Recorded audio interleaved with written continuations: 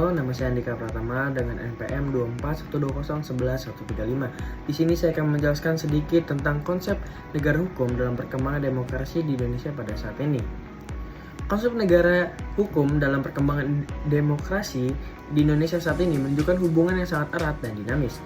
Sebagaimana negara secara konstitusional menyatakan diri sebagai negara hukum. Ditegaskan dalam pasal 1 ayat 3 Undang-Undang 1945. Dalam hal ini, Indonesia menempatkan hukum sebagai dasar menjalankan pemerintahan dan menjamin hak-hak warga negara. Sedangkan dalam konteks demokrasi, prinsip negara hukum menjadi fondasi penting untuk memastikan bahwa kekuasaan dijalankan secara adil, transparan, dan akuntabel. Dalam perkembangan demokrasi di Indonesia saat ini membawa implikasi langsung terhadap bagaimana konsep negara hukum dijalankan. Pemilihan umum yang berlangsung secara demokrasi, kebebasan berpendapat, dan partisipasi masyarakat dalam kehidupan politik merupakan bagian dari sistem demokrasi yang ideal.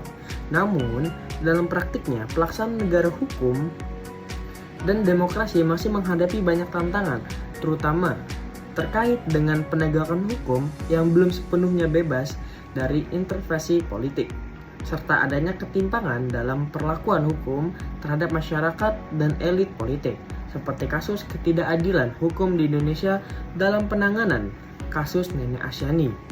Berdasarkan teori keadilan Aristoteles dan perspektif sosiologi hukum, ditemukan bahwa sistem hukum di Indonesia saat ini cenderung tumpul ke atas dan tajam ke bawah, memperkuat ketidakadilan struktural.